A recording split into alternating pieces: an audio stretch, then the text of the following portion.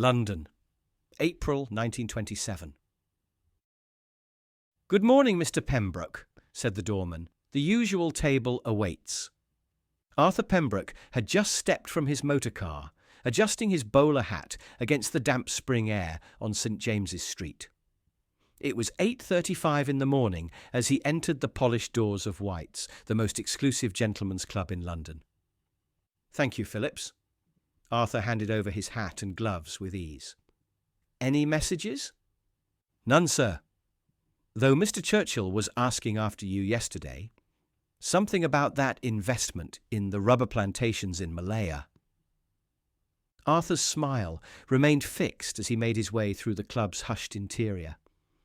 The rubber investments were precisely what he needed to discuss with Winston, especially with the growing tensions between plantation owners and the natives.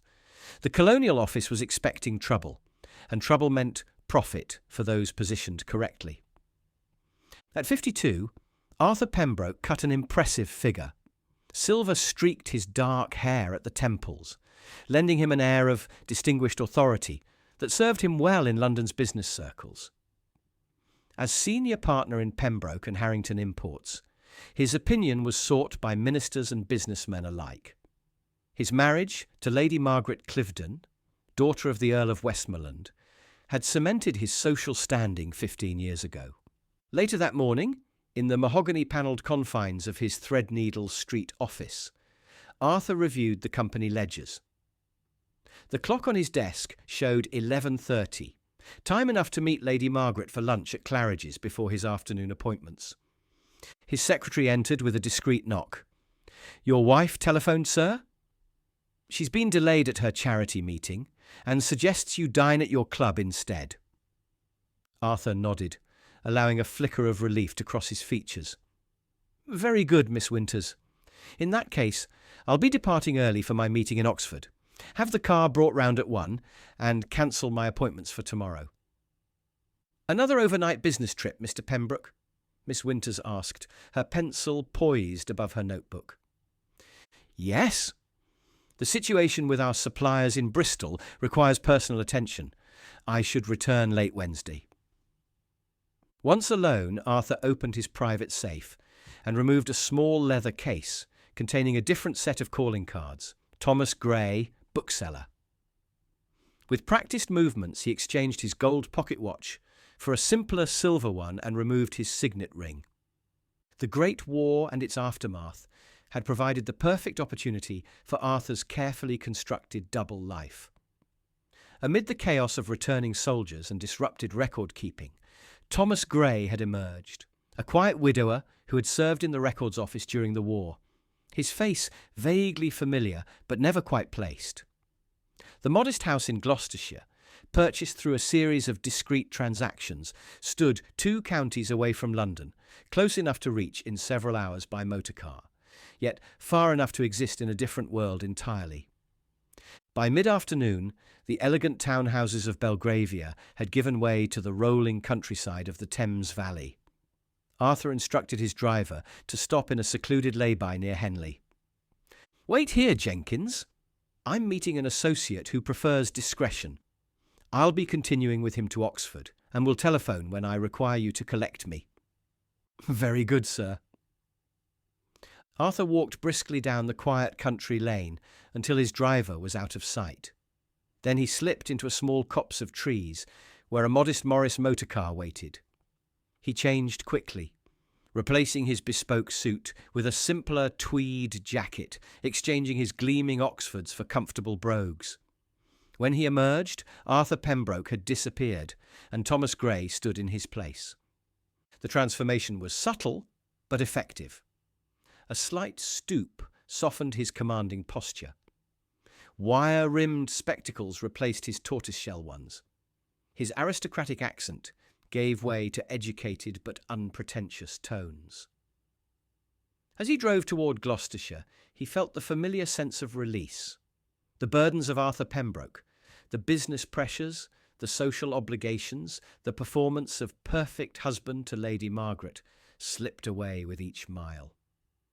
By early evening, Thomas Gray's motor car turned onto the high street of Cheltenham, a fashionable spa town where the limestone buildings glowed golden in the setting sun. 20 minutes later, he turned into the gravel drive of a handsome stone cottage on the outskirts of town. Smoke curled from the chimney, and warm light spilled from the windows. Before he could reach the door, it flew open. "Papa! Papa!" A small boy of 5 launched himself into Thomas's arms.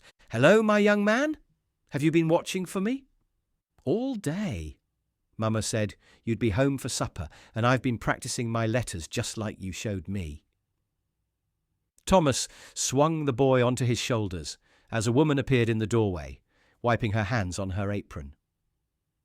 In her early 30s, Elsie Gray possessed a natural beauty that needed no enhancement. Her brown hair was gathered in a simple knot, and her eyes, intelligent and warm, lit up at the sight of him. "There's my wanderer, home at last," she said, reaching up to kiss him. Inside the cottage, the savoury aroma of lamb stew filled the air. A fire crackled in the grate, and a small table was set with simple but elegant china. This was the life Arthur had created as Thomas Gray, authentic in every detail, from the wedding photographs on the mantelpiece to the carefully forged marriage certificate in the bureau drawer. Elsie had no reason to doubt that she was legally married to Thomas Gray, a moderately successful bookseller who travelled frequently to source rare volumes for wealthy collectors. Later that night, with young James asleep and Elsie nestled against him in their bed, Thomas felt the contentment that always eluded Arthur Pembroke in his grand London home. "I've missed you," Elsie murmured, tracing his features in the dim light. 3 nights is too long." "I know, my love, but I've wonderful news." He propped himself up on one elbow. "I've secured that collection of first editions from the Harwick estate. Once the sale is complete, we'll have enough to consider that cottage in Cornwall you've been dreaming of." Elsie's eyes widened. "Truly, but your business can operate from anywhere. I'm thinking of scaling back my travels. James will be starting school soon, and I've missed too much already." She kissed him, tears glistening. "You've made me so happy, Thomas." As she drifted to sleep, Thomas stared at the ceiling, his mind racing. The plan was finally coming together. For years, he had been quietly transferring funds from Pembroke and Harrington into accounts accessible only to Thomas Gray. The rubber plantation investment would be his final major transaction as Arthur Pembroke. Within 2 months, the business would discover significant losses due to colonial unrest, and Arthur would face apparent financial ruin. In the ensuing scandal, he would suffer a nervous collapse and retreat from public view, only to tragically die while travelling abroad to recover. Meanwhile, Thomas Gray would complete his transformation into a man of comfortable means, moving his family to the isolated Cornish coast, where a new life awaited, far from London's prying eyes. It was perfect. Except for one detail that nagged at him as he finally succumbed to sleep. Lady Margaret was beginning to ask uncomfortable questions about the company finances. The next morning, as Thomas sat at breakfast, watching James meticulously spread jam on his toast, Elsie placed the local newspaper beside his plate. "There's been another jewel theft at Sudeley Castle," she remarked. "3rd this year among the county houses. The police think it's the same gang that hit Blenheim Palace in February." Thomas scanned the article with interest. The country house robberies had caused quite a stir, with valuable heirlooms disappearing despite increased security. The thieves were clearly professionals, leaving little evidence behind. "They're getting bolder," he commented. "Sudeley has the best security systems available." Mrs. Winters at the school says her cousin works for the Gloucestershire Police, and they suspect it might be an inside job, someone who knows the houses and the security arrangements. Thomas raised an eyebrow. Fascinating theory.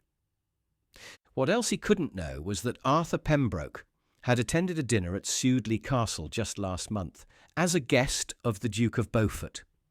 He had remarked on the impressive Elizabethan jewellery collection during the tour and noted the blind spots in the security system with a professional eye. After breakfast, Thomas locked himself in his study, ostensibly to catalogue his recent acquisitions. Instead, he opened a hidden compartment in his desk and removed a small leather notebook. Inside were meticulous observations of security systems at various country houses, alongside sketches of valuable items and notes on staff routines. The jewel thefts were providing a convenient secondary stream of income and the perfect cover for his final disappearance. Arthur Pembroke would become the prime suspect in the thefts after his death, explaining his secret financial preparations and ensuring that any investigation would focus on recovering stolen treasures rather than finding a man who had faked his demise. Thomas smiled as he locked the notebook away. Everything was falling into place perfectly. In just 8 weeks, Arthur Pembroke would cease to exist, and Thomas Gray would begin his real life with Elsie and James. If only he could shake the feeling that he was overlooking something crucial. Lady Margaret Pembroke sat at her writing desk in the morning room of her Belgravia home in London, reviewing the household accounts with growing concern. The spring sunlight streamed through tall windows, illuminating the elegant room with its silk wallpaper and family portraits. At 45, Margaret retained the regal bearing that had made her the most sought-after debutante of her season.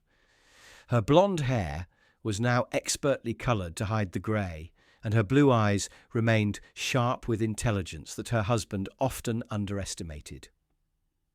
Arthur had left 3 days ago for another of his business trips to Bristol, trips that had become increasingly frequent over the past year. Margaret set down her pen and gazed thoughtfully at the garden beyond the window, where the first roses of the season were beginning to bloom.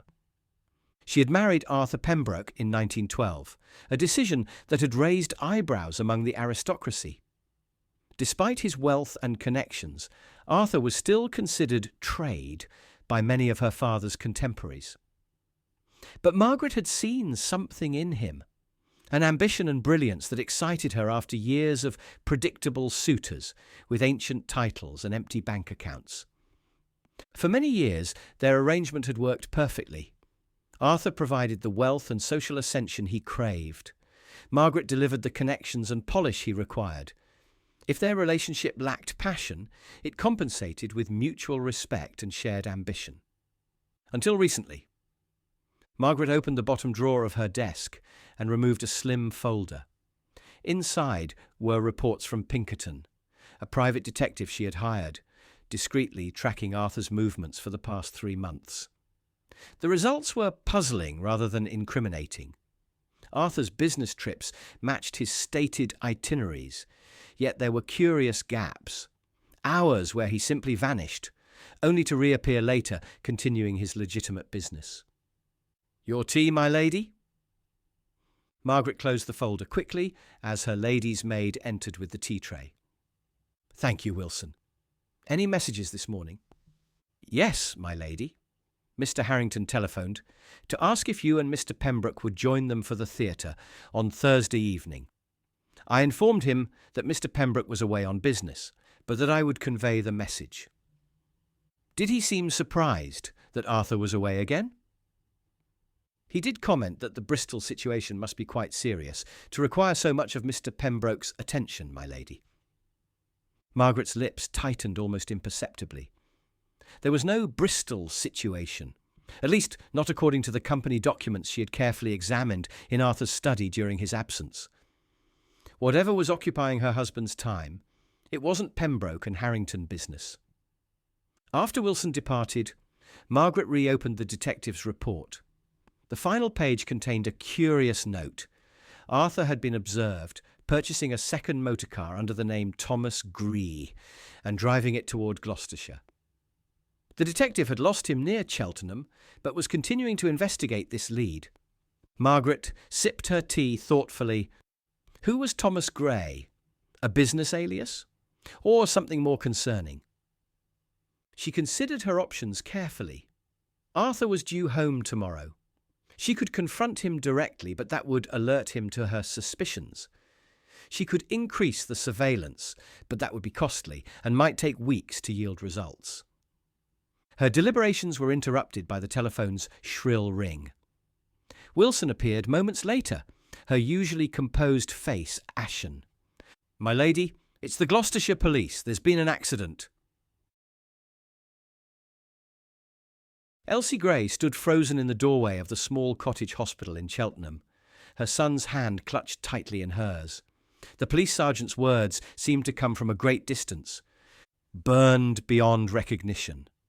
Dental records will be necessary. The motor car was registered to a Thomas Gray." "There must be some mistake," she whispered, her voice barely audible. "My husband telephoned just this morning. He was in Oxford, purchasing books from an estate sale." The sergeant's expression was sympathetic but firm. "The accident occurred on the Oxford Road, Mrs. Gray.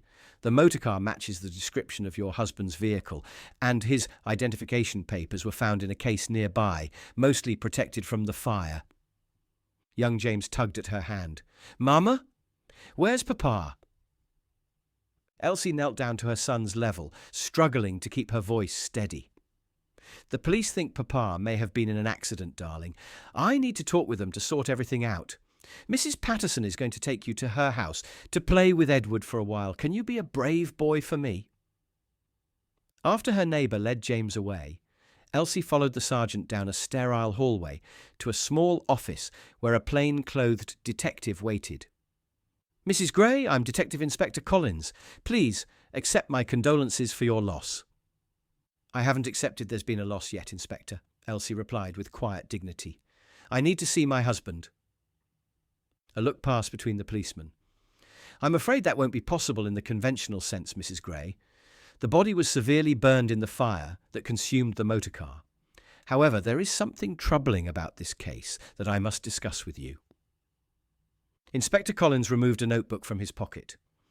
"The fire appears to have been set deliberately, Mrs. Gray, and our preliminary examination indicates that the deceased was shot before the fire started." Elsie sank into a chair, her legs suddenly unable to support her. "Shot? Are you saying my husband was murdered?" "We're treating this as a murder investigation, yes. Can you think of anyone who might have wished your husband harm? Any business disputes or personal enemies?" Elsie shook her head numbly. "Thomas is a bookseller. His clients are collectors and academics. He doesn't have enemies." "When did you last see your husband?" "He left yesterday morning for Oxford. He's been acquiring a collection from the Harwick estate, first editions of considerable value." The inspector made a note. "We'll need to verify that with the Harwick estate. In the meantime, is there someone who can stay with you? Family, perhaps?" "I have no family, Inspector. My parents died in the influenza epidemic, and I was an only child. Thomas has been my only family since we married 6 years ago. He and James." As the interview continued, Elsie answered mechanically, her mind racing beneath her composed exterior. Thomas murdered? It seemed impossible. Her gentle, bookish husband had no connection to the violent world of criminals and guns. Yet a small voice whispered that there were aspects of Thomas's life that remained mysterious, even after 6 years of marriage. His frequent trips, the occasional telephone calls he took in private, the locked drawer in his study desk. When the detectives finally allowed her to leave, Elsie walked slowly through the hospital corridors, lost in thought. Outside, she barely noticed the elegant Rolls-Royce that had pulled up to the entrance or the distinguished woman who emerged from it. It wasn't until she heard the imperious voice addressing the duty nurse that Elsie paused. "I am Lady Margaret Pembroke. I understand my husband has been brought here following an accident on the Oxford Road."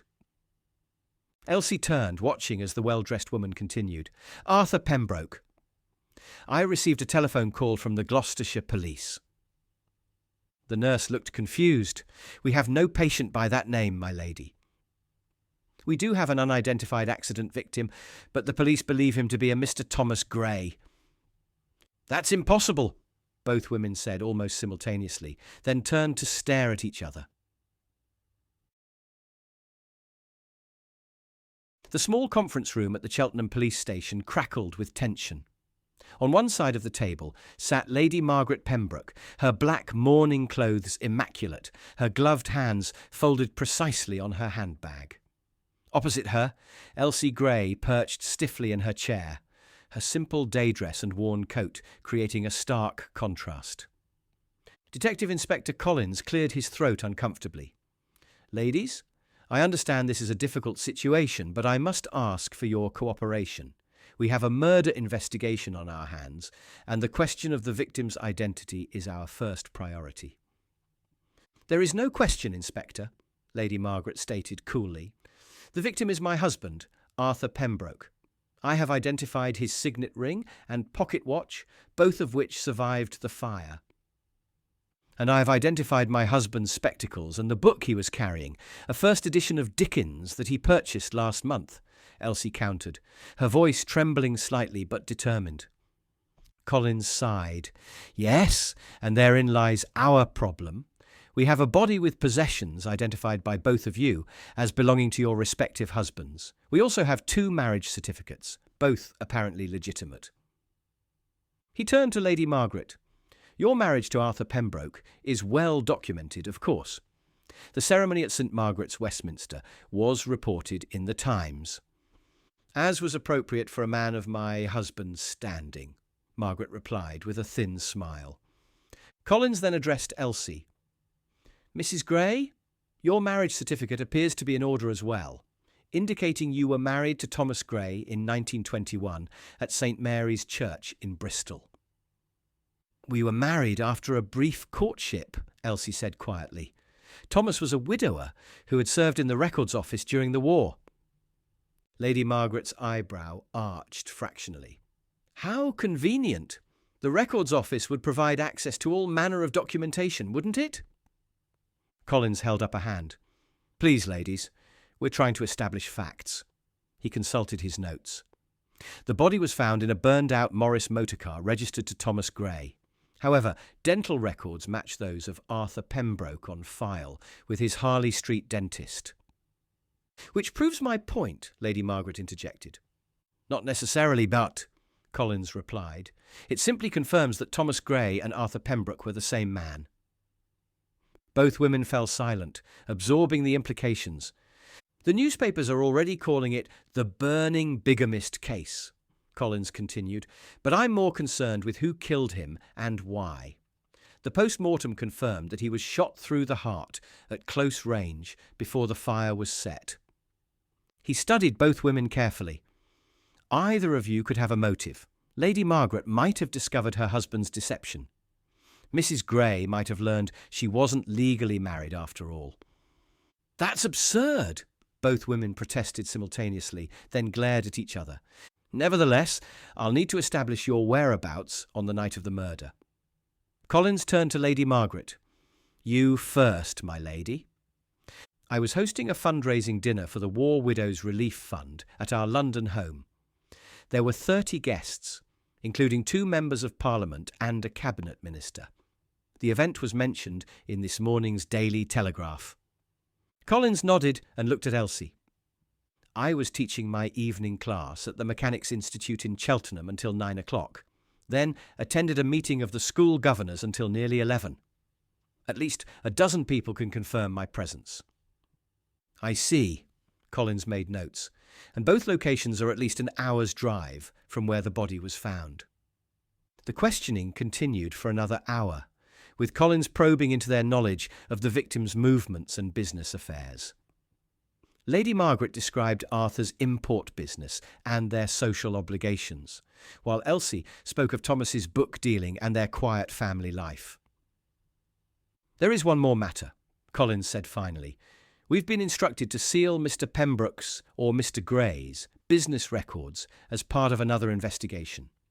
It seems there are financial irregularities at Pembroke and Harrington that have caught the attention of Scotland Yard's fraud division." Lady Margaret's composure slipped momentarily. "What sort of irregularities?" Large sums have been systematically diverted from the company accounts over the past 3 years. The preliminary estimate suggests nearly £50,000 are missing. That's impossible, Lady Margaret declared. My husband was scrupulous about the company finances. Was he? Collins asked mildly. A heavy silence fell over the room. I should also mention, Collins continued, that we're investigating a possible connection to the country house jewel thefts. Pembroke, or Grey, had detailed notes on several of the targeted houses, including floor plans and security arrangements.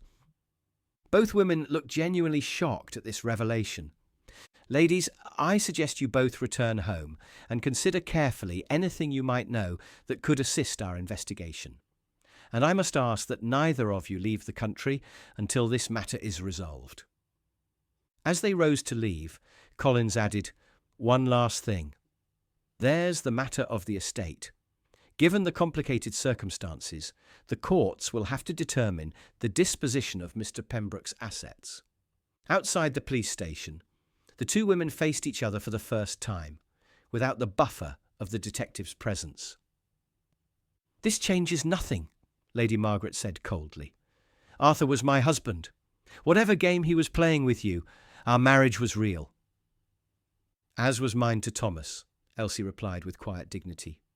Whatever he called himself with you, he was my husband and James's father. James? Lady Margaret's voice softened almost imperceptibly. Our son, he's 5. Something flickered in Margaret's eyes, surprise or perhaps pain. I see. Well, Mrs. Grey, I suggest we leave the legal matters to the solicitors. Good day. As Margaret's Rolls-Royce pulled away, Elsie stood watching, her mind whirling with questions. Who was Arthur Pembroke really? What secrets had he kept from both of them? And most urgently, who had killed him? Meanwhile, in the back seat of her motor car, Lady Margaret opened her handbag and removed the latest report from the Pinkerton detective. There, in black and white, was the most disturbing revelation yet, one she had not shared with Inspector Collins. Arthur had recently made 3 trips to Halifax, Nova Scotia, where he had been seen meeting with a woman identified as Miss Catherine Wilson, an American heiress whose family had made their fortune in shipbuilding.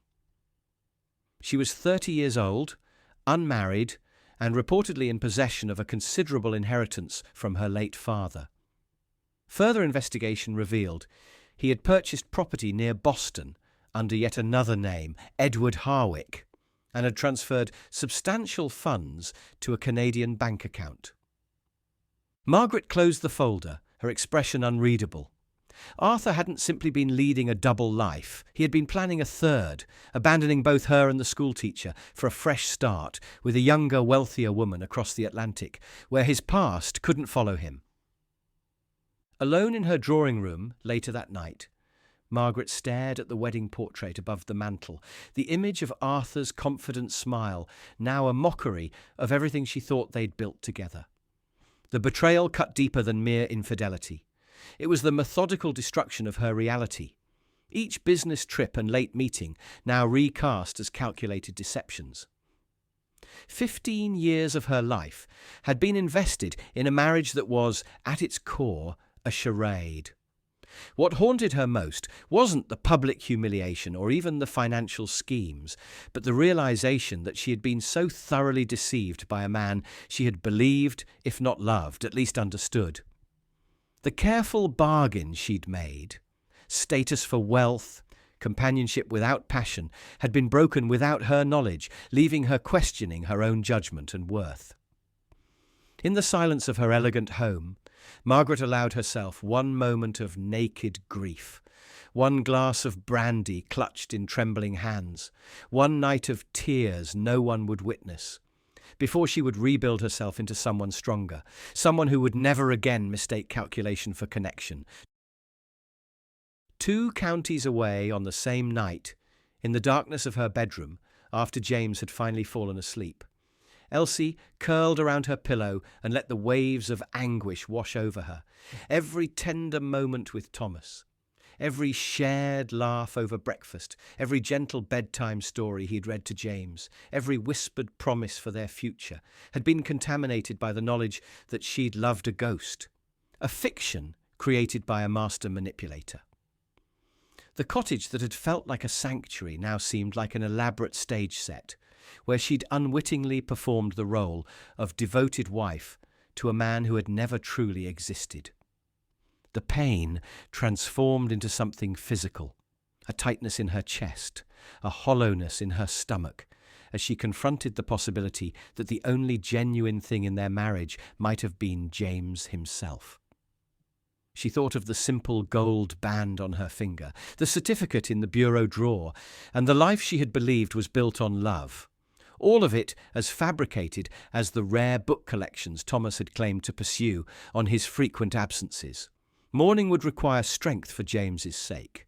But tonight, Elsie allowed herself to mourn not just the husband she had lost, but the love she had never truly had. 1 week later. The private drawing room at the Savoy Hotel offered both luxury and discretion, qualities that Lady Margaret valued highly as she waited for her unusual appointment.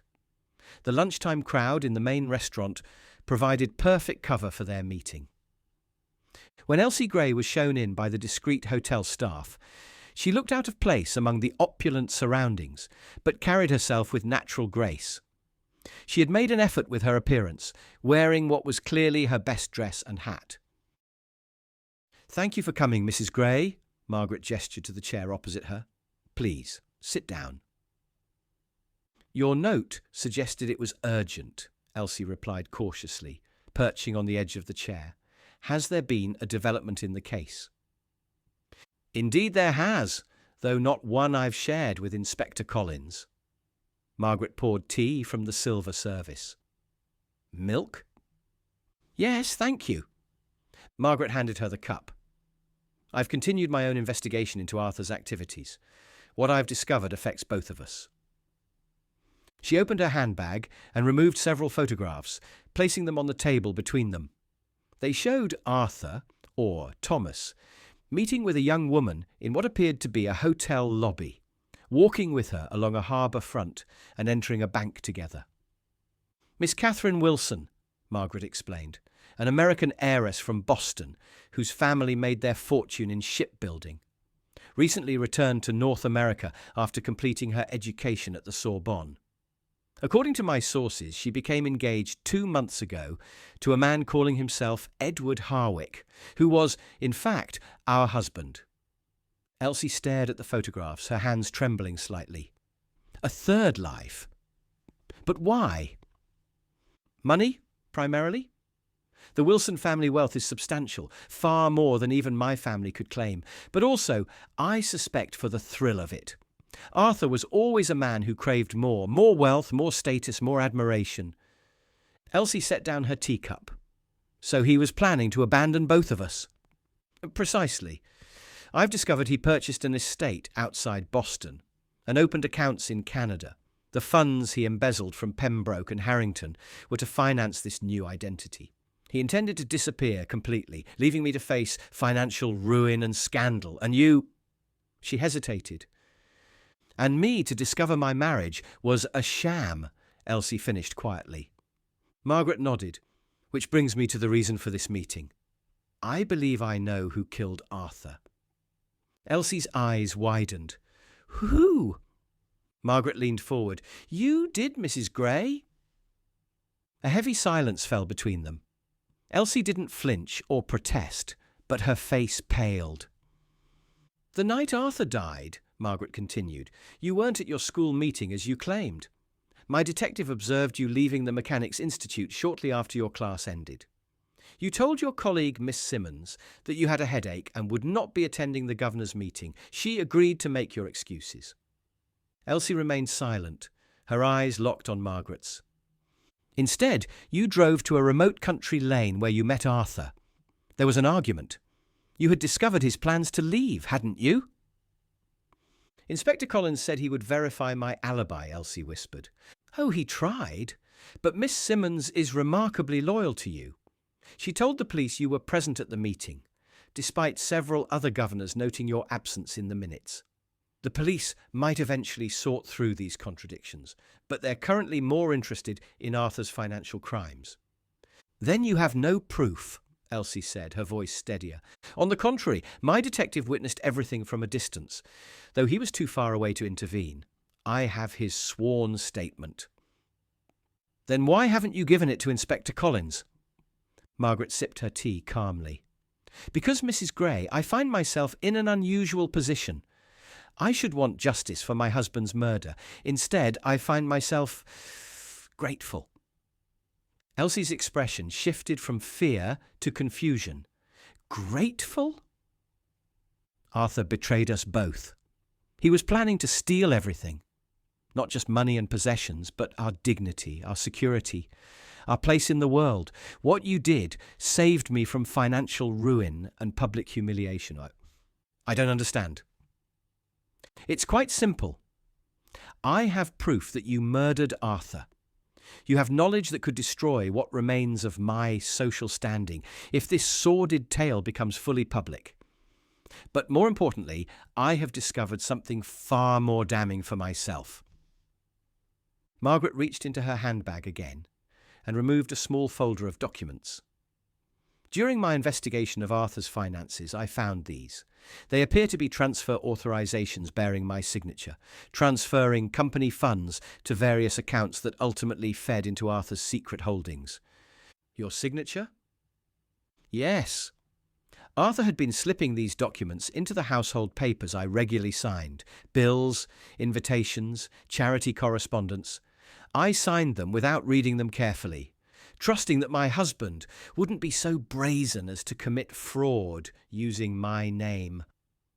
So you're implicated in his crimes, Elsie concluded. Precisely. If the fraud division investigates thoroughly, I could face criminal charges as a co-conspirator. My defence, that I signed without reading, would sound hollow given my education and position. I would be painted either as a willing participant or as a negligently irresponsible director. Either way, I would face not just social ruin, but imprisonment. So we both have reasons to want this investigation concluded quickly. Indeed, and there's more. My social connections gave Arthur access to many of the country houses that were targeted in the jewel thefts.